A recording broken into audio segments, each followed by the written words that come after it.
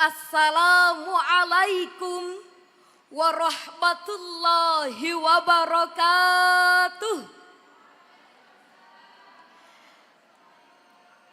Alhamdulillahilladzi ja'alal Islam dinar rahmah. Wassalatu wassalamu ala man la nabiyya ba'dah. Allahumma salli wa sallim ala sayyidina Muhammadin wa ala alihi wa sahbihi wa mawalah. Amma ba'du. Dewan Hakim yang mulia dan hadirin yang berbahagia. Kita sungguh bersyukur hidup di bumi Indonesia. Penduduknya taat beragama, tanahnya subur, lautnya membentang dengan aneka ikan, dan gunungnya indah menjulang. Menurut CNBC.com, 10 Maret 2024, Indonesia merupakan negara muslim terbesar kedua di dunia yang tinggi toleransinya. Bahkan kita telah menjadi inspirator dunia dalam penciptaan kehidupan yang damai di tengah-tengah masyarakat multikultural. Namun akhir-akhir ini kita prihatin. Kehidupan yang harmonis itu mulai terusik oleh kelompok radikal yang memaksakan kehendaknya dengan kekerasan. Harian Republika 23 Februari 2024 menulis bahwa sepanjang tahun 2023 terjadi 65 pengerusakan dan penolakan pembangunan tempat ibadah yang berujung ricuh. Inilah hadirin hal-hal yang mengancam negeri ini untuk meraih Indonesia emas. Oleh karena itu hadirin, izinkan kami menyampaikan syarah Al-Quran dengan judul Mencetak Generasi Rahmatan lil Alamin, Menyongsong Indonesia Emas. Sebagai pijakan, mari kita dengarkan firman Allah dalam Al-Quran Surah Al-Anbiya ayat 105 sampai 107. A'udzu billahi minasy syaithanir rajim.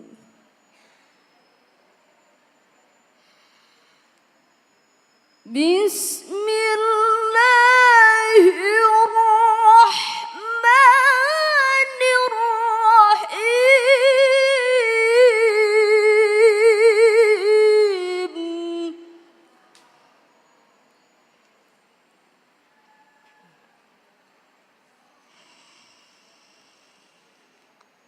وَلَقَدْ كَتَبْنَا فِي الزَّبُورِ مِنْ بَعْدِ الذِّكْرِ أَنَّ الْأَرْضَ يَرِثُهَا عِبَادِيَ الصَّالِحُونَ.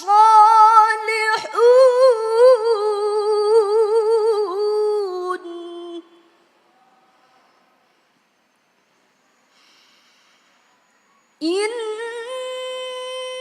fi hadza labalaghan liqaumin 'abidin.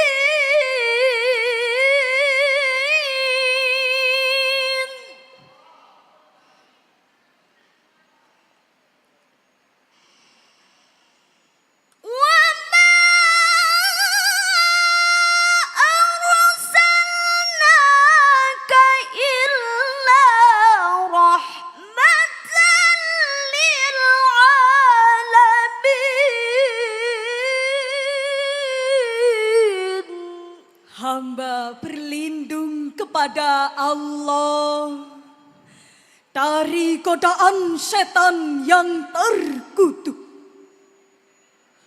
Dengan menyebut asma Allah yang maha pengasih lagi maha penyayang. Sungguh kami telah menuliskan di dalam kitab Zabur setelah tertulis di dalam Adz-Dzikr bahwa bumi ini akan diwarisi oleh hamba-hambaku yang soleh. Sungguh apa yang telah disebutkan dalam Al-Quran ini benar-benar menjadi petunjuk bagi orang-orang yang menyembah Allah. Dan tidaklah kami mengutus engkau, melainkan untuk membawa rahmat bagi semesta alam. Dewan Hakim yang mulia Dan hadirin yang berbahagia, 3 ayat di atas menjelaskan bahwa jauh sebelum Nabi Shallallahu Alaihi Wasallam diutus, Allah sudah menegaskan bahwa bumi ini harus dikendalikan oleh orang-orang yang saleh atau ibadiyas salihun, yaitu orang-orang yang beriman dan kasih terhadap manusia serta alam semesta secara keseluruhan. Dalam tafsir Al-Maraghi juz 17 halaman 87 dikatakan kehadiran Rasulullah Sallallahu Alaihi Wasallam adalah rahmat, baik melalui ajaran yang dibawa maupun melalui keteladanan akhlaknya. Siapkah kita menjadi pelopor rahmatan lil alamin? Syekh Abdul Hasan An-Nadwi dalam bukunya Madza Khasiral Alam bin Hitatil Muslimin halaman 78 menyajikan fakta bahwa sebelum Islam datang, masyarakat Makkah amat tak beradab. Setelah Nabi Sallallahu Alaihi Wasallam datang, mereka berubah menjadi masyarakat yang maju dan berakhlak. Dewan Hakim dan hadirin rahimakumullah. Harian Republika 23 Februari 2024 menulis bahwa terdapat 1.700 konten ujaran kebencian terhadap kelompok beda agama dan juga aliran. Kita juga sedih adanya orang yang terhormat namun seenaknya berbicara di media sosial tanpa mempertimbangkan perasaan orang. Ia bukannya melahirkan inovasi terdepan, melainkan hanya menciptakan kericuhan. Kita bisa pastikan hadirin, ia bukanlah muslim rahmatan lil alamin, melainkan la'natan lil alamin. Hadirin, jika hal ini dibiarkan berlarut-larut, bukan tidak mungkin kehancuran akan melanda bangsa kita. Betul hadirin?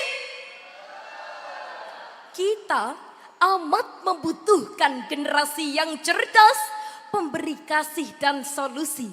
Bukan generasi pencaci maki dan merusak tatanan negeri.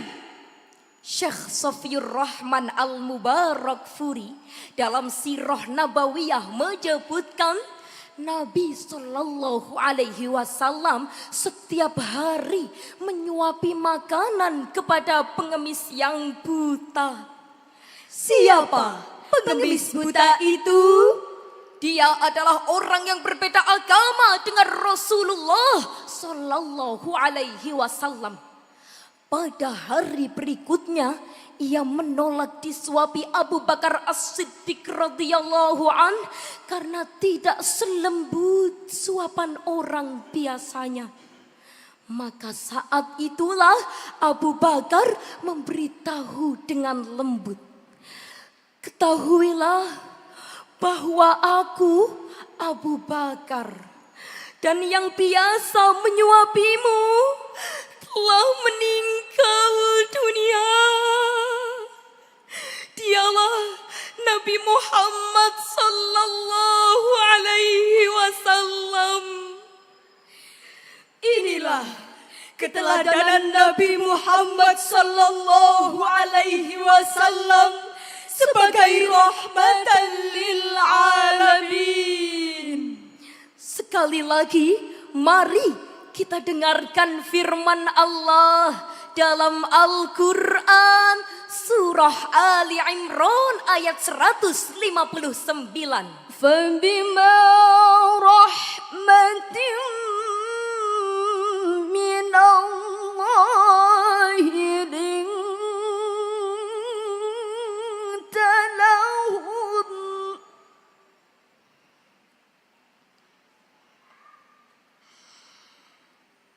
ولو كنت فظا غليظ القلب لانفضوا من حولك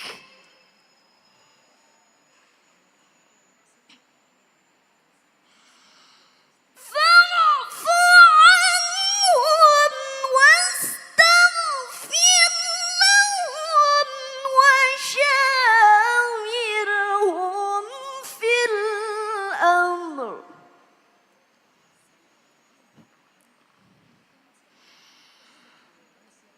فإذا عزمت فتوكل على الله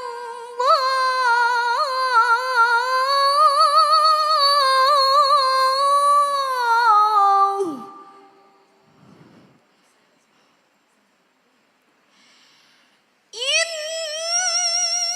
الله يحب المتوكلين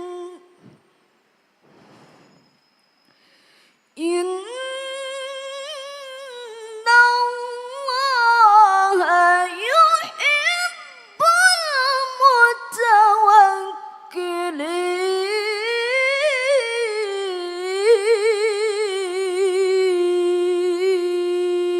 المتوكلين صدق الله العظيم.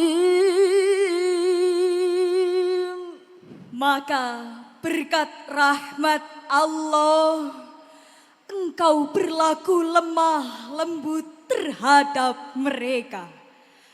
Seandainya engkau bersikap keras dan berhati kasar, tentulah mereka akan menjauh dari sekitarmu. Oleh karena itu, maafkanlah mereka, mohonkanlah ampunan bagi mereka, dan bermusyawarahlah dengan mereka dalam segala urusan.